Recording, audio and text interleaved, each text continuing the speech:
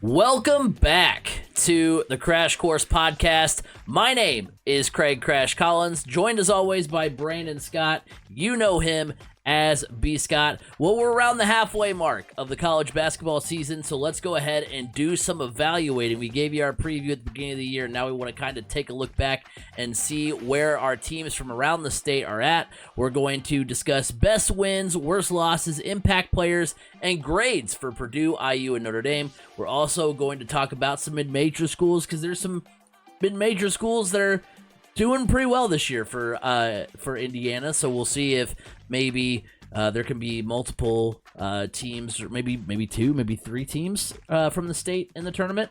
So we'll see how that all shakes out. So quickly speaking of mid-majors in Indiana, did you see the viral video? I think it was from tonight, of the student, I believe, that hit a full court putt for a hole-in-one. Yeah, one end of the court with a putter and a golf ball, hit it across the court, and there was like this little setup where there was 3 holes that could go into, tiny little holes, and he made it in one. I don't know what he won. I don't know what it was, like, what was it was for necessarily, but he hit a full court hole-in-one putt. Did he have to hit the hole-in-one for whatever prize, or? Yeah. Okay, I was going to say. So, yeah. I was going to say, because if he didn't have to, if it was like, hey, 3 putts and you win this prize, but you have to. Well, I'm sure that maybe they gave him a certain amount of time to try to get it. Maybe. You know how they do that type of thing, but right. He's still. Right. That's impressive. That's not an easy thing to do, I wouldn't think. No. So I don't know where that's at, but tip of the cap to that person wherever you are, because that's pretty incredible. I just saw the video and I was like, that's Indiana State. Interesting. Well, hey, it's been a big year for Indiana State. So they're doing really well. So yeah, let's take a look. Let's hop into it here. Talking about some college hoops of the regular season. Right now, Purdue and IU. This is being recorded during the Purdue and IU game, so we will try to get you some. Why live... we would do that with me? Right. We stuck to our normal Tuesday. Right, exactly. We wanted to make sure and give that podcast out to you guys. But yeah, it's a good game going right now. Purdue was up big at the half. They're still clinging on to the lead. We'll see what happens. But yeah, we are halfway through the college hoops regular season. Purdue is ranked number 2, projected as the top overall seed for NCAA tournament. For the NCAA tournament, according to ESPN bracketology. I actually forgot to, because when I did this update, I forgot to double check again, so I don't know with the new rankings if that's still the case, but they're still. I don't know if there's the number 1 overall, but there's still a 1 seed. Still projected. Yeah, I was gonna say they should still be projected to be a 1 seed. They're 15-2 overall, 4-2 in the Big Ten. IU is 12-5, 4-2 in the Big Ten. Notre Dame is 7-10, 2-4 in the ACC. Indiana State is 14-3, 5-1 in the Missouri Valley. Right, the last time I checked, they were projected as kind of a bubble team on the fringe, one of the next 4 out. According to ESPN bracketology, and Butler is 11-6, 2-4 in the Big East. So we thought it would be. And as of today, Butler was the next 4 out.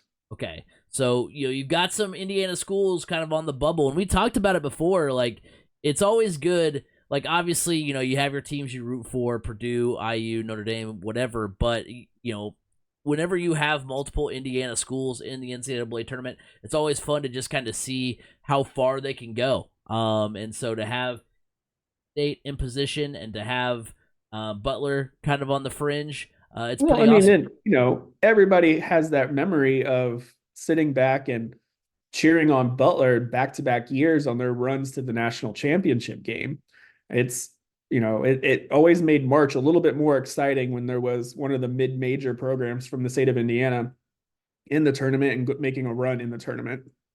Right. Is Butler considered a mid-major anymore, though, being in the Big East? Well, but it depends on whether or not you consider the Big East a power conference. Because now I don't know, because in basketball, there's not really. I mean, yes, there are Power 5 and mid-major schools, but it's not as like defined as it is in like college football. Because for the longest time, because the Big East used to be a Power 6 like major conference in college football. Football too. Back when it had you had Miami Rutgers, and Syracuse. Rutgers, West Virginia, all those teams. And then, of course, that whole split happened because for a while I was considering the American Conference, which is the successor of the Big East in football, at least, a power conference, until I was kind of told, like, oh, it's a group of 5. I was like, oh, well, you would have thought that it just transferred since it transferred from the Big East to the American, we just changed the name. I thought it would still be a power conference, but they're like, yeah, they changed the name and now it's a group of 5. I was like, oh, well, I was considering it still power, but now, granted, not now, because when it was the American, they still had some of the old Big East teams in there, so now it's not. So I don't know. I mean, when you think Big East, you think strong basketball conference, and especially when you got Villanova. And, yeah, I mean, they got UConn, Marquette, Creighton. I mean, it's a pretty extensive list. They have more teams ranked right now than the Big Ten. Right. I mean, they have the number 1 team in the country right now in UConn, the defending national champion. Right. So I think it's a little, I'm with you though. I don't know what to call it either, because when I think Big East, I think you're either a mid-major or you're not in college basketball. And I would consider the Big East not a mid-major conference anymore. Yeah, especially now with how well they're. And also you have quite a few of the teams that were in the Big East when it was a big conference for basketball. So I'm going to go and say it is a major conference. Leave a comment down below. Is the Big East a power conference or not? Especially in college basketball. So, I'm with you. I have never known really how to define the new basketball version of the Big East. It's kind of like if the Pac-12 were to survive in basketball, like what would you like? It's obviously going to be diminished. You've got no more Oregon, USC, UCLA, Washington, which those weren't really the powers in the. Because now you got Arizona moving to the Big 12. So, like, if the Pac-12 were to, because I mean, there's still a Western Athletic Conference, so there are conferences that survive post the football iteration of those conferences. So, what would you consider the Pac-12? You always talk about the Pac-12 and it's a power conference, but if they were to add like Gonzaga and St. Mary's and all that stuff, would you consider that? So it's that would be kind of the same deal if that ends up being the case over there. So. Yeah, I've never known. It's been in kind of that like purgatory of like, well, I don't really know what to classify you. The name says power conference. Some of the teams do not. But yeah, like you're absolutely right. You've got a bunch of teams that are ranked. We've had national championships come from that conference. So it's not like when Butler used to play in the Horizon League, where it was very much defined as they're a mid-major. Or even the Atlantic 10. Right. That was still a mid-major in my mind. But the Big East is rich in basketball tradition. How about this? If you play your conference tournament at Madison Square Garden, you're still a power conference. Yeah. Yeah, I think that pretty much hits the nail on the head there. But with our report cards tonight for college basketball, what we're going to do is we're going to give our best win and worst loss for each Power 5 school. And then we're going to give out a standout performer, an overall grade, and then a key stretch of games moving forward as we kind of give an outlook for the second half of the season. So, B. Scott, I will give you my best win, worst loss for the team and my standout performer. You'll give yours, then we'll give our grade and key stretch. We'll kind of go back and forth there. Some production that I meant to do before we hit the live button, but now now you all know what's about to come your way. So we'll start off with the Purdue Boilermakers, the number 2 ranked team in the country. Best win, in my opinion, for them is when they defeated, at the time, number 1 Arizona 92-84 in the Indy Classic back on December 16th.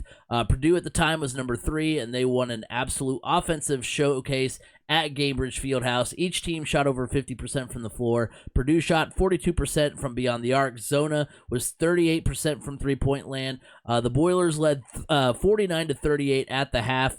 And it was just such a great game. You had a lot of players stepping up in that one. You had Fletcher Lawyer with 27 points, 4 steals. He was 5 of 9 from three-point land. You had Braden Smith, who had 26 points, 4 rebounds, 4 of 7 from three-point land.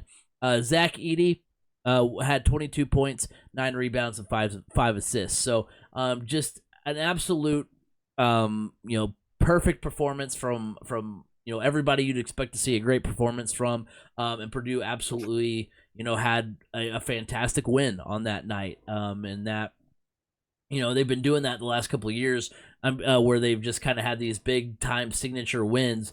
And they did that against Arizona on that night back in December. So that's I think by far is their best win on the season. Their worst loss, there's only 2 of them, so you don't really have a lot to choose from. But I'm going to go with their 88-72 loss to Nebraska last week. They've only got 2 losses on the season, like I said. The other coming to Northwestern. Since both the Cornhuskers and Wildcats are sitting at around 12 to 13 wins overall, and are both around 500 in the conference in the Big Ten, I'll give the nod to the Huskers loss because of how lopsided it was. Nebraska shot 61% from beyond the arc, hitting 16 threes on the night. Purdue, who leads the Big Ten in three-point percentage, shot 39%. So the Huskers also had 9 steals. So you had the Huskers who were adding extra possessions and taking possessions away from Purdue, as well as just absolutely shooting lights out from three-point land. It's one of those nights where the Huskers could have probably beaten anyone on that night with how well they were shooting from beyond the arc. So, yes, it's their worst loss, but like I said, there's only 2 of them, and it ended up being lopsided. So you could argue that the fact that Nebraska would absolutely off that night could make it be not the worst loss, and losing to Northwestern would be the worst one. But I'm going to go with that Huskers loss. As far as my standout performer for Purdue through the first half, there's a lot of people to choose from. I kind of wanted to go back and give some love to. I think Fletcher Lawyer was who I said their standout like impact player was going to be, or player to watch was going to be before the season started. But I'm going to go with Lance Jones, the guard out of the senior guard for them. He's a transfer from Southern Illinois, and he's fit right in with Purdue. He's 3rd on the team in points per game. He averages 11 points. He's tied for the lead in three-pointers made with 31. He shoots 33% from long range. He's 3rd on the Boilers among players who have attempted 55-plus three-pointers, because there's got other guys that are ahead of him. But, it's hard to sift through all that when you have a guy that's shooting 47%, but he's only attempted 40. So I'm like, well, let's just go with the top 3. And Lance Jones tonight already has 15. He's sitting at 15 points currently. Right. So he's 3 of 7 from 3. I mean, he's been an absolute monster, and to be able to transition from a mid-major program to not just a Power 5 school. So it's not just, hey, I'm going to the big time now, but one of the best teams in the country and contribute. That's pretty big. So Lance Jones gets almost as a start. He's a starter now. Right. So Lance Jones, he gets the nod from me. Yeah, I mean, there's a lot of really good wins here on the Purdue resume. Arizona is probably hands down the best win right now. But just the whole non-conference slate, being able to run the table like they did for the 3rd straight year, I think it was. Yeah, 3rd straight year. And then to go into the Maui Invitational, what at that time was viewed as one of the toughest Maui Invitationals in the history of the tournament, and to come out on top of that one and some really 3 straight days of extremely hard battles against Gonzaga, Tennessee, and Marquette. Actually, I'm going to say that their best win is probably the Marquette win, just because that just was a slugfest. That one was a grinded out, beat 'em up, just on the 3rd straight day of playing. That was a game that you could see Purdue losing, and they just dug deep, and they came out on top of that one. And I think that both of them were on neutral courts, Arizona and Marquette.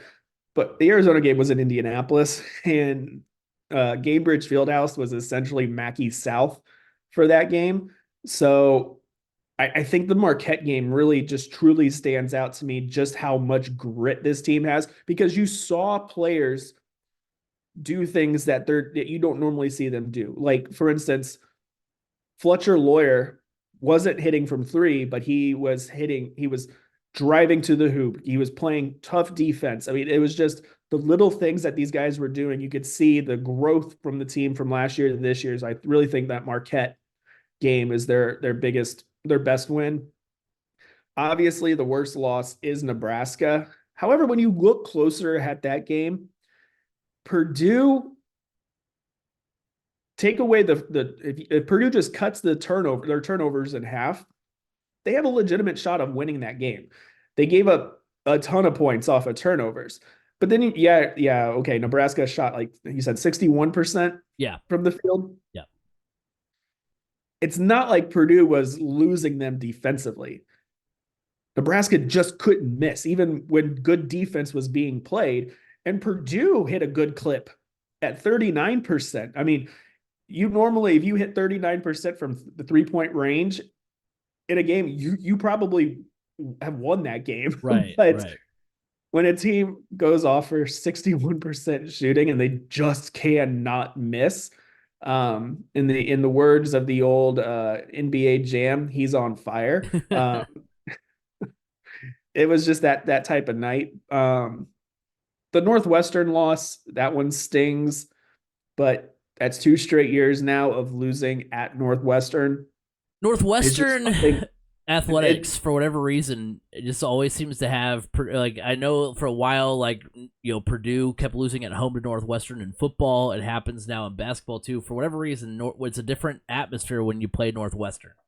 Yeah, and I'm telling you what, I know Purdue is gonna be very happy to see Boo Buie finally gone after he's done his 8 years of eligibility at Northwestern. It feels like, but yeah, that Nebraska loss, that's the worst one, especially considering it was a blizzard out there, and the fans still showed up and stormed the court. I'll be honest, I'm kind of glad Purdue's no longer ranked number 1 in the country.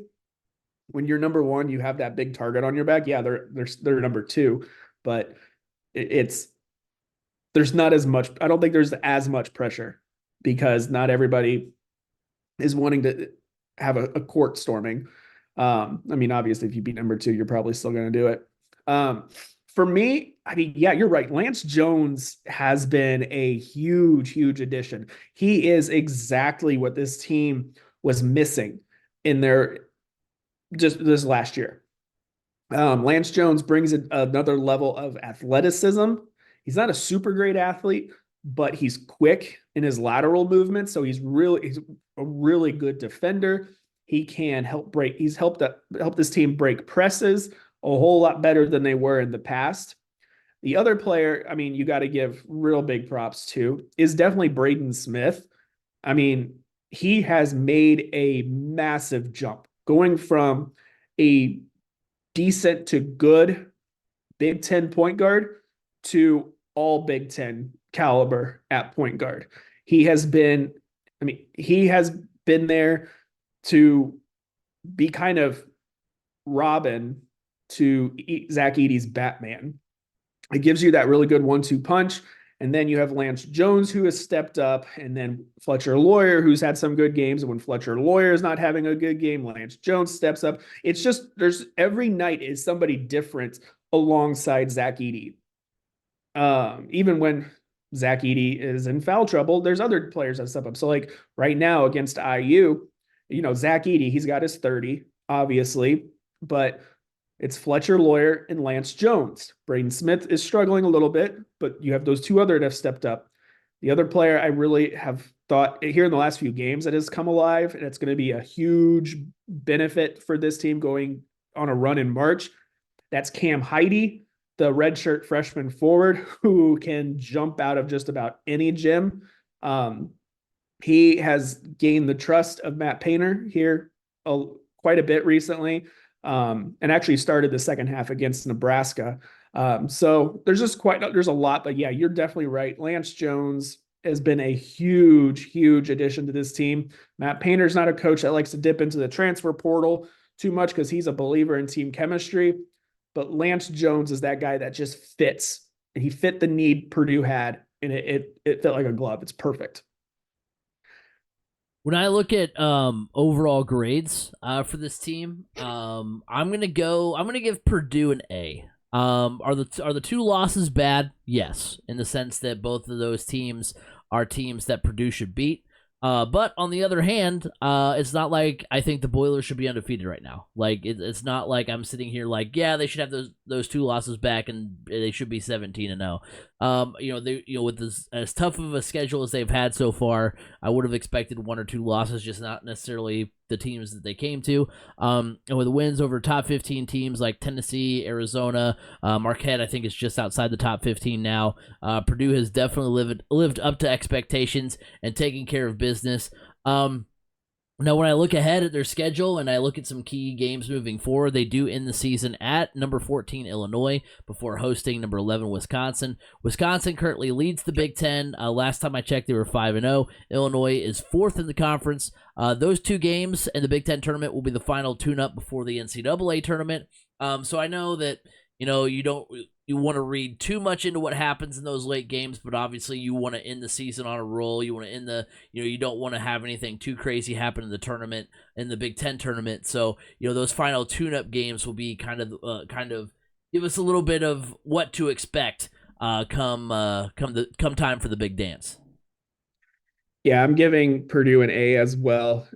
The fact that they went undefeated in non-con play with that run through the Maui Invitational it gives them that wiggle room for those two bad losses. And I mean, this team, even with those two bad losses, people still consider this team probably the favorite to win the national championship, right up there with UConn. But yeah, that's an A. It is, yeah, that stretch at the end of the season, especially closing out against Wisconsin, because right now Wisconsin's in the catbird seat. They have a 2-game lead in the Big Ten standings. But you know what? I'll be honest, as a Purdue fan, that's not the goal this year. If we don't win the Big Ten regular season, yeah, it is what it is. I think Wisconsin will drop a few. I mean, it's Wisconsin. Those teams are always just really well. They're sound teams that play almost a boring style of basketball, but they're just good. So that is a very key stretch, because if you want to close out the regular season strong, so that way if you have an off night and you don't win your conference tournament, which we all know conference tournaments don't play a big role in the selection committee's process, it's okay. The selection committee would rather see you close out your regular season strong. And if you get bounced in the Big Ten tournament, you've built up enough equity to maintain that number 1 seed. You're okay, but you have to finish the regular season strong to be able to head into the NCAA tournament with any kind of momentum. I kind of want to look and see. I'd be interested to know. This is a JMV stat right here. What this would be something you would be in charge of looking up. Yeah, that's what I'm saying. How many teams have won the national championship while failing to win their regular season conference championship and their tournament championship? So, like, if Purdue were to not win the Big Ten tournament and not win the Big Ten regular season championship, when's the last time the national champion has not won at least one of those two titles, whether it be tournament champion or regular season champion? Which, like you said, that's not the goal, but that just kind of made me curious. I was like, man, that would be kind of odd if Purdue didn't win either the regular season or tournament championship. I'm wondering last year. Maybe, because I don't know how UConn did in theirs, so maybe that, because I know they kind of came in and flew under the radar. So I'll pretty much that entire Final Four right flew under the radar. Right, exactly. I mean, so UConn, weren't they like a 5 seed? I don't remember. Honestly, I'm so busy the first weekend of the NCAA tournament. I don't know. Yeah, I'm curious. I am gonna look it up. I'll look it up while we're doing the IU stuff. Yeah, that is interesting, because now I want to know where UConn was. But we'll move on now to the Indiana Hoosiers. And we'll give them a grade here, give some evaluation to them. The best win for the Hoosiers, they did beat Minnesota 74-62 this past Friday. IU ranks outside the top 100 in terms of non-conference strength of schedule, and no major wins to speak of on that front. So we have to look to their resume inside the conference. And with that win over the Gophers, it's their only win against a team in the top half of the Big Ten. Which includes the Purdue IU game just went final. Purdue beats IU's 87-64. So that remains the case. IU still has not beaten a team. Nope, 87-66 was the final. Oh, well, okay. Peacock has struggled to keep up with updating the score. I gotcha. I'm looking at the official box score. It's 87-66. Gotcha. I was gonna say, because it was like Peacock says 87-64, but I'll trust you. They have struggled all night keeping up. But yeah, Peacock's so Bush League, man, Bush League. You heard it here first. I don't mind it, but I haven't really watched any of their basketball games, so maybe if I have watched more of them, I would know. But yeah, so IU, that was their only win over a team in the top half of the conference against the Golden Gophers this past week. It was a double-digit win at that, a game in which IU never trailed. The Hoosiers shot 43% from beyond the arc. Minnesota shot just 15%. Khalil Ware had 17 points and 14 rebounds. Mackenzie Mbako had 19 points, 4 rebounds. Malik Renault had 16 points, 6 rebounds. All those guys are either a sophomore or younger, so that's a good sign for the future when you can have those young guys step up.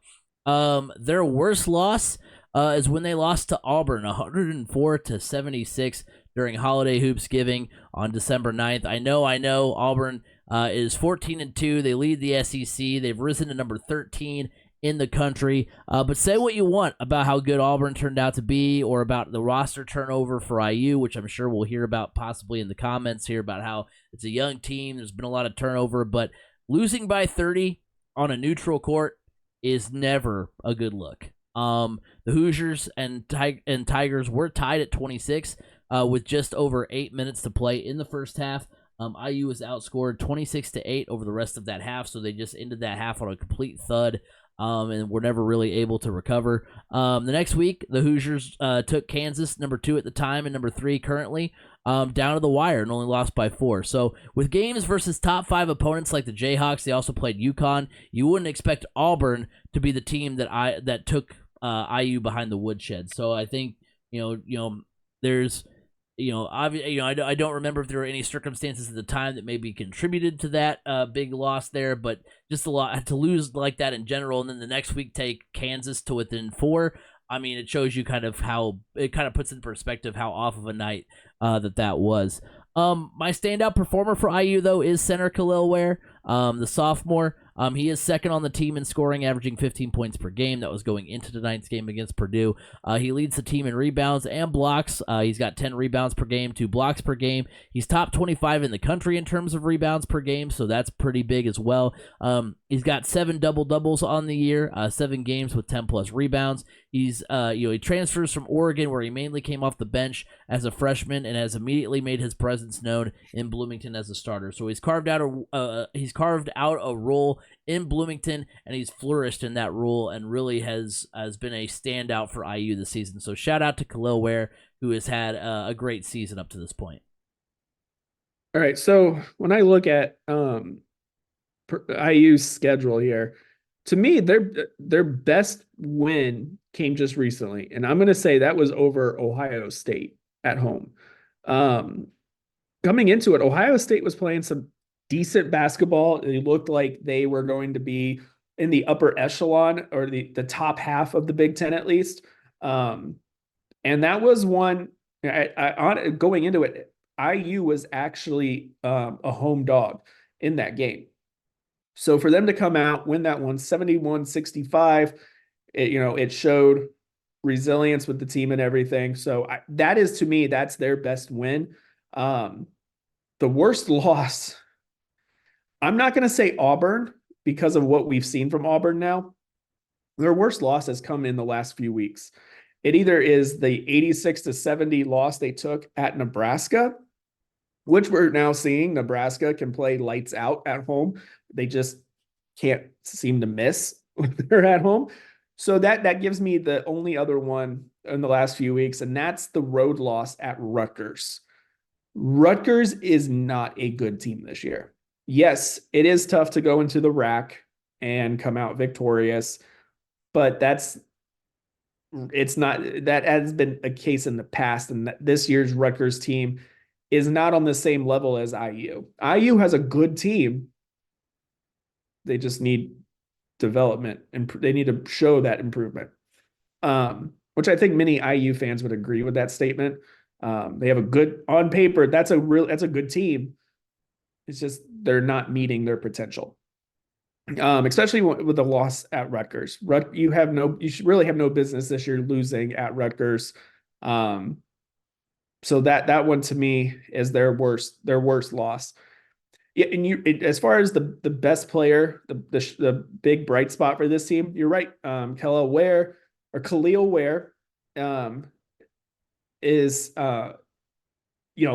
obviously he was a big transfer for them. I think he has played really good basketball for them. The other player I'm looking at is here recently, the larger emergence of Trey Galloway. Trey Galloway can lead this team. Wherever Trey Galloway goes, this team, he can drag this team along behind him.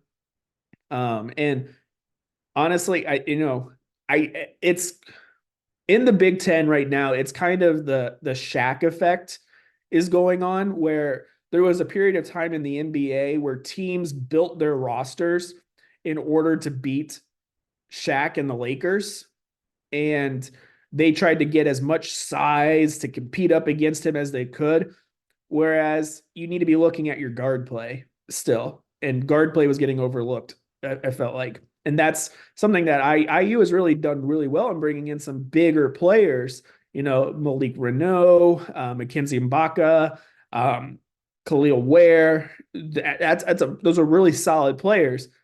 But you need a player like Trey Galloway to take the reins of this team and lead them to where they can go. So I'm still going to say Khalil Ware just because he's been good night in and night out, but don't sleep on Trey Galloway either. For those of you wondering, the last time a national champion didn't win their conference tournament or the regular season tournament was indeed last year. UConn finished in the middle, or like upper echelon towards the middle of the Big East. And then Marquette won the Big East tournament. So that would be last year. That was the last time. So I now would be interested to know. I'll probably, if that ends up happening to Purdue, it'll definitely be what we talk about in our preview or whatever, next opportunity to discuss that. I'll definitely have probably looked at the last 5 years at least and been like, so what has happened in this category? So yeah, in case you're wondering, that's the answer to that question. My overall grade for the first half of the season for the IU Hoosiers, I'm giving them a B-. It's bordering on a C with the lackluster non-conference slate, the loss to Rutgers, as you mentioned, B. Scott, who is at the bottom of the league. That's not great either. But they're still 12-5. They're now 12-6. They're fourth in the Big East, but they're still 12-6. They're fourth in the Big Ten, and given the turnover and new faces on the roster, it's not been that bad of a season. Obviously, you would like to see more out of this team. You'd like to see some of those bad losses go away, but as we've discussed, every team kind of has a bad loss here or there. So, they do have a young team. They have a good team on paper. So it's still been an okay season so far. So I'll say B-. Maybe the loss to Purdue kind of makes that even more trending towards the C, but that kind of just goes into the key stretch of games moving forward because they're in the middle of it right now. This is a key stretch for the IU Hoosiers. They got the win against Minnesota last week. They did fall to Purdue tonight, and then coming up, they're at Wisconsin on January 19th and at number 14 Illinois to close out the month. Best case scenario, you're at 14 to 15 wins. You've got a couple of signature wins on the board if you can beat both of those ranked teams. Heck, they might even be receiving votes, might even be close to being ranked. Who knows? By that point, if they could beat both Wisconsin and Illinois. So that's kind of the best case scenario. They'll be in the conversation maybe of possibly being ranked And they'll be, they'll have a couple more wins under their belt that are signature wins that they can brag about. But the worst case scenario is they're falling back to around 500. They're falling in the Big Ten with their tourney hopes fizzling out. Because right now they could still kind of do what they did a couple years ago, have a couple good wins to close out the year, and then make a tournament run in the Big Ten tournament, maybe still get into the NCAA tournament. But if they falter in this stretch of games, that's going to put those hopes in pretty dire straits. So they're in the middle of their best. They're in the middle of a key stretch right now in the season, and hopefully if they can get a couple more wins here against Illinois and Wisconsin to close out January, that'll be big and telling us what kind of IU team we're going to get down the stretch. Yeah, I'm gonna give them a C plus because the two recent losses to Rutgers and Nebraska, especially that Rutgers loss, that brings the grade down. Because honestly, when you look at the IU resume, there's nothing really that stands out. There's no wins on there that they shouldn't have gotten, but there are losses on there that they shouldn't have gotten at the same time. So that's what brings it down to a C plus for me, because there really hasn't been that resume writing win for them yet this year. There's still time. There is still a lot of time, which brings me into that stretch that you talked about as well. Look, it started tonight against Purdue, and then they have on Friday, they play. Of course, I closed out their schedule. I believe they play host. I know they play Wisconsin. I believe they play host to Wisconsin, and then they have Illinois on the road. The next two games are road games. Yeah, at Wisconsin. Next two games are road games. Okay. Okay. So look, these next two games for them have a potential to either sink the ship or right the ship. It's going to go. These next two games are going to go a long way in where IU wants to direct the rest of their season. And look, like I said, this is on paper. This is a good team. They have the talent that's there. It's just for some reason it hasn't come together yet for them. You thought it came close against Kansas. Like, okay, we're seeing it, but then it just never really got to where we thought it could go.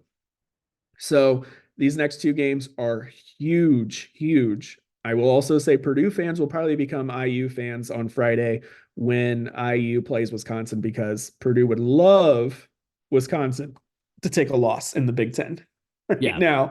So, but regardless, two huge upcoming games for IU. This 3-game stretch was going to be big. Look, don't worry about the Purdue loss if you're IU basketball. Shake that one off. Purdue is the number 2 team in the country. They've been ranked number 1 twice this year. Purdue's a really good team.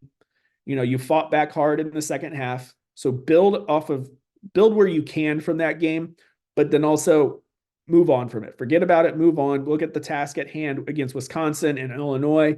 Those are your big opportunities right there to get a resume writing win or two.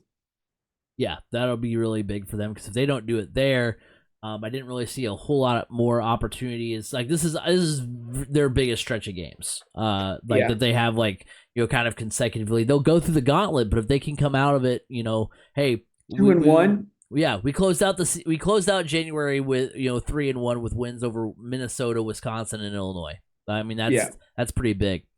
Moving on, final Power 5 school that we're going to talk about is the Notre Dame Fighting Irish. Their best win and worst loss. Best win for them is they beat Virginia 76-54 on December 30th. The Irish never trailed. They led 41-24 at halftime. They shot 48% from beyond the arc. Virginia was 18% from long range. They had 4 starters who were in double figures.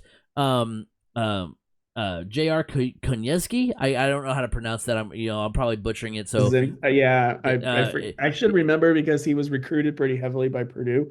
Drop the pronunciation. I looked at the pronunciation before and I just completely spaced it just now. So I apologize. But he had a big night. JR had a big night for Notre Dame. 17 points, 8 rebounds. He was 4 or 5 from 3-point range. You also had Kerry Booth, who had 17 points, 9 rebounds. Virginia isn't the power that they've been in the past, but they're still an 11-5 team, and the fact that Notre Dame beat them by 20 plus is impressive. I was thinking about it when I was going through the outline. I was like, what's kind of a parallel that you could draw, for Notre Dame being a team that, was once a power a couple of years ago and has kind of fallen off since, but it would still be a signature win. Like, you're still bragging if you beat them. I was like, maybe Clemson in college football. Clemson isn't what they were a couple of years ago, but you still are pretty pumped if you can knock them off. So that's kind of, I don't know that you necessarily needed that analogy, but I gave it to you. Yeah, so Notre Dame beating Virginia, that's a big win, especially for such a young team, for a team with so much turnover, a team with a first-year head coach. That's a big victory there. Their worst loss was they fell to the Citadel 65-45 on December 19th. I mean, you lose by 20 at home to a team like the Citadel, who is under 500. They're fighting to stay out of the cellar of the Southern Conference. That's about as bad as it gets. They were outscored 33-16 in the second half. They shot 27% from the floor, 13% from 3-point range for the game, so they just had a terrible shooting night. You're going to have you're going to have bad shooting nights, but as a Power 5 program, you want them to happen. You don't want them to happen against a squad that's a bad mid-major squad at that. So definitely not a great look to lose by 40 at home to the Citadel. But as far as their standout performer, I'm going with freshman guard Marcus Burton. He's the leading scorer for the team with 16 points per game. He's the only player averaging double figures. He also leads the team in assists and steals as well.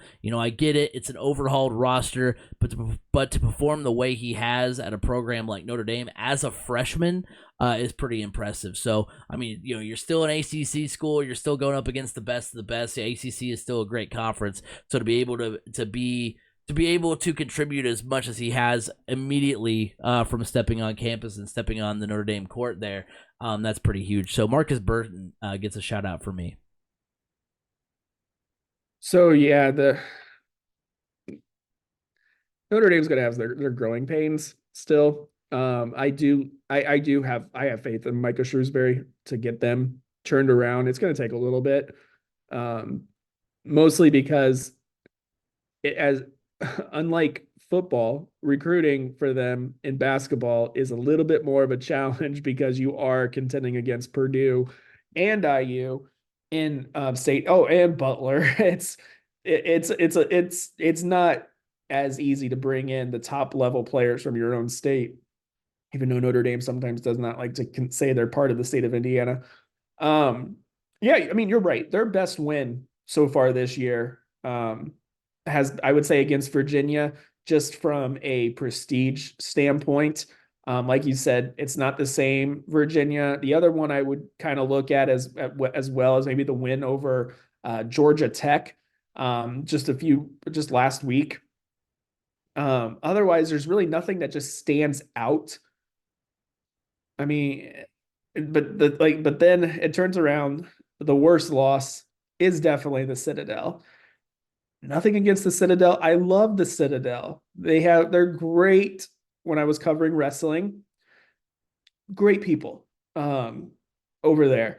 So, but it's not a good look. It's not a good look to lose to them in basketball. I'm sorry. So that's definitely when your worst loss outshines your best win, things aren't going great for you.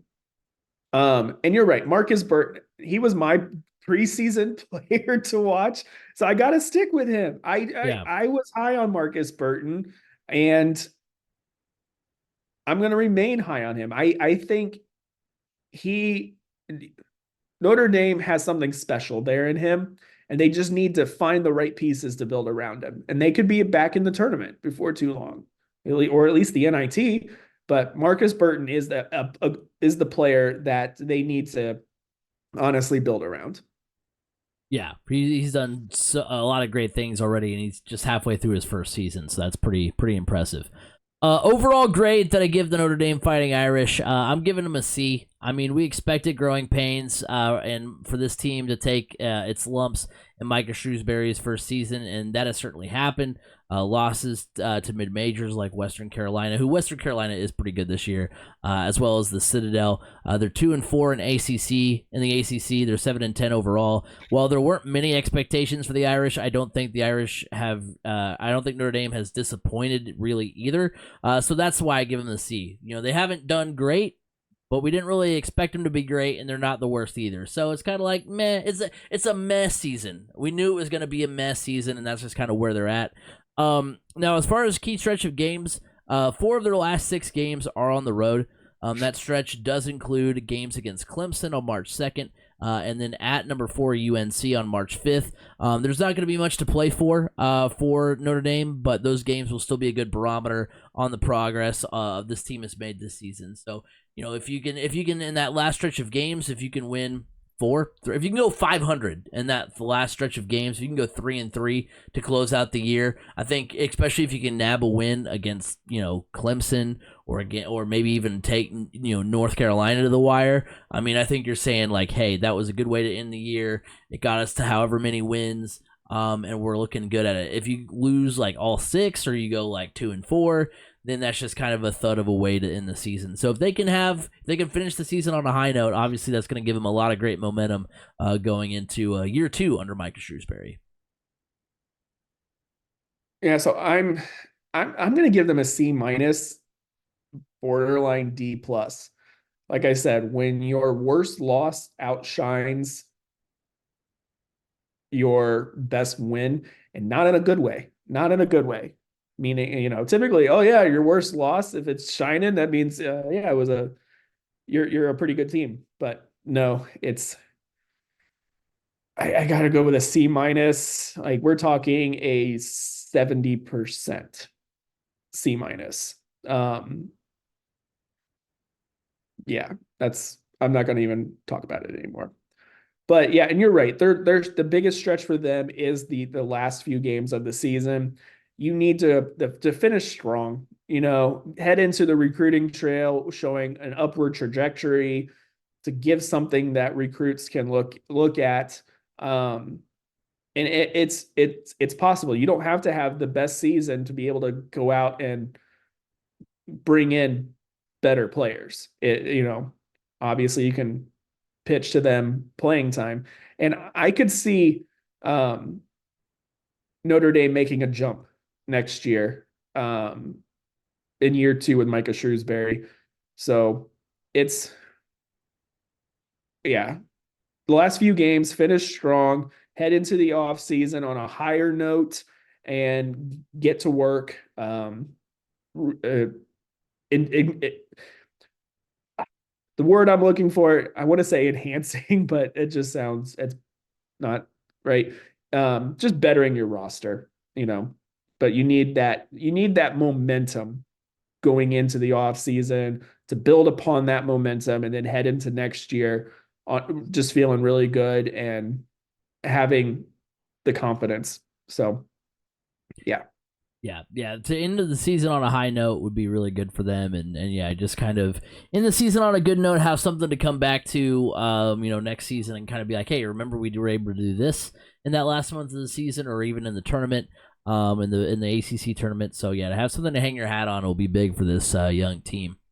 So I thought it would be a fun exercise before we end the podcast to have a debate over who is the second best team in Indiana right now. Because we could do who's the best team. Obviously, that's going to go to Purdue, just because of them being obviously number 2 in the country. Now 16-2, 5-2 in the Big Ten.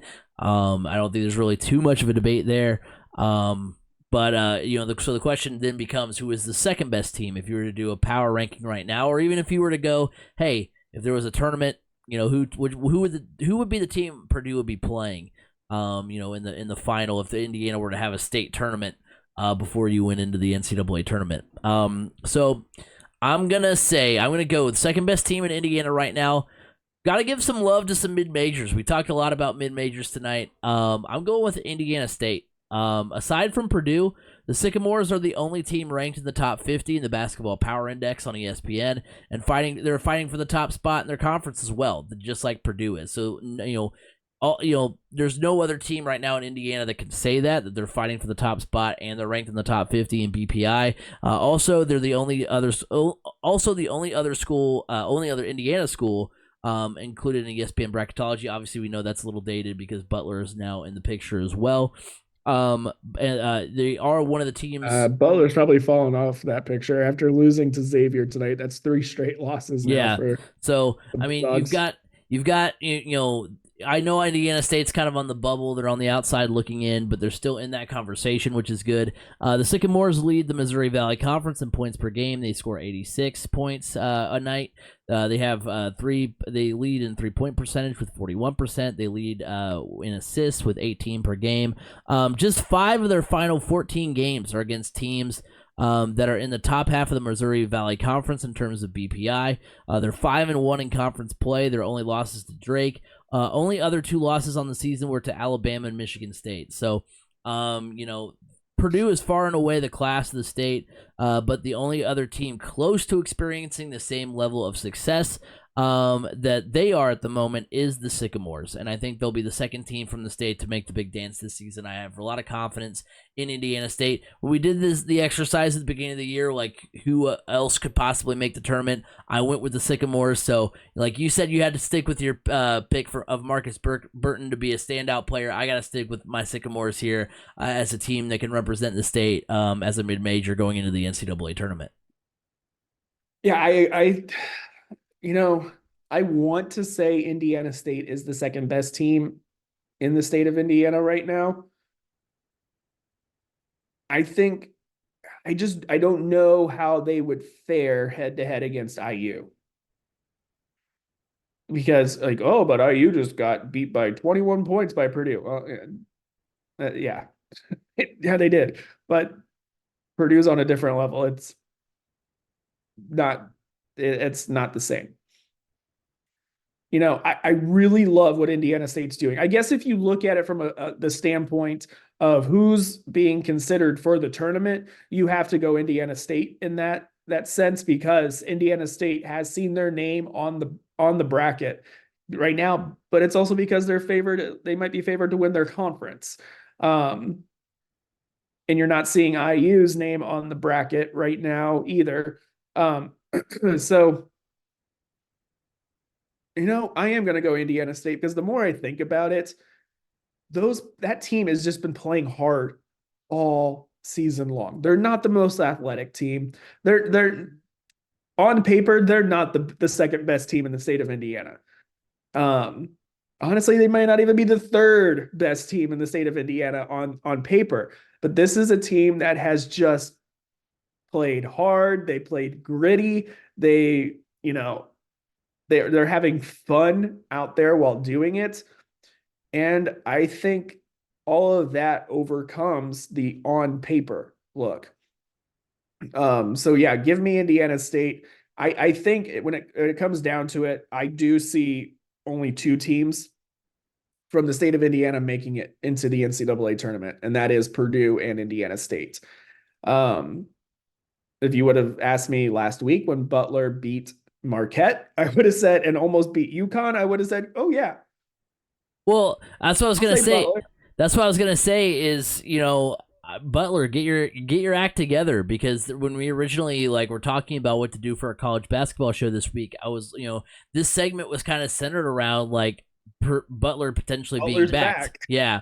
And we both kind of took a look at, when diving down into it, it's Indiana State's a little bit better, and Butler right now isn't even really in the mix right now for the tournament.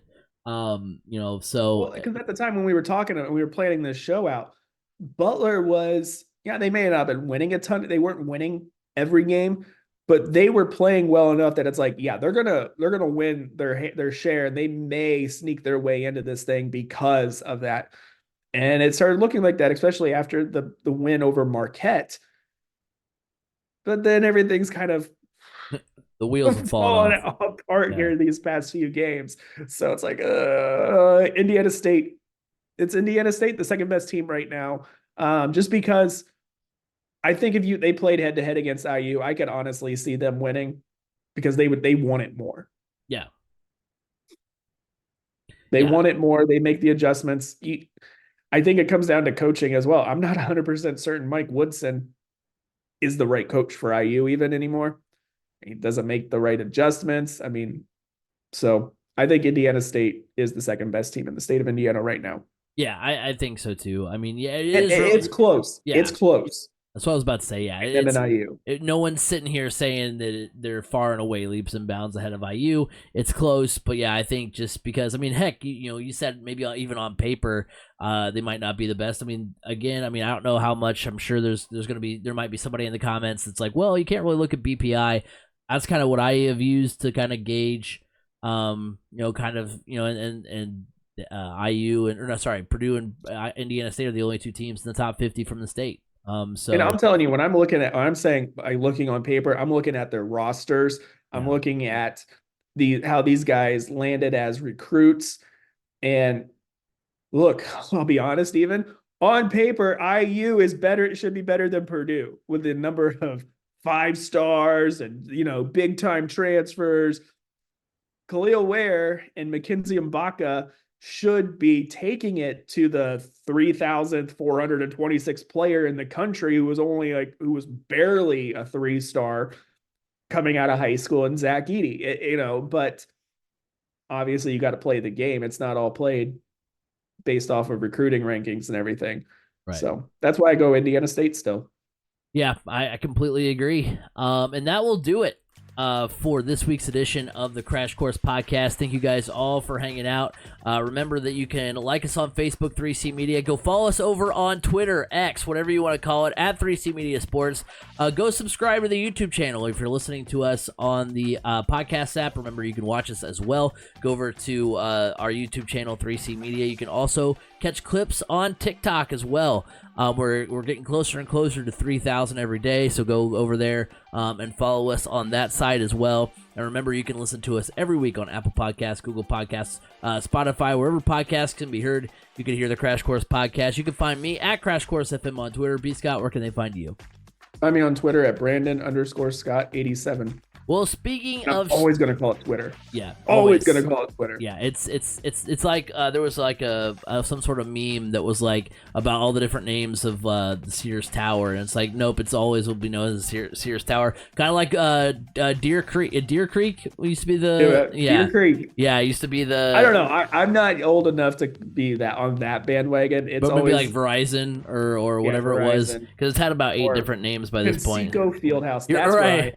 Right. Conseco Fieldhouse. Conseco. Before Banker's Life, before Gamebridge, it was Conseco. So yeah, definitely in that boat as well. But again, thank you guys all for hanging out tonight. Next week, speaking of state tournaments, we'll be talking about the girls' state basketball tournament for the IHSAA. We'll be doing all the breakdown of every single sectional, giving you who we think is going to win and that kind of thing ahead of the state tournament. It's going to be a lot of fun, a lot more basketball conversation on the way. But until then, have a good week, everybody.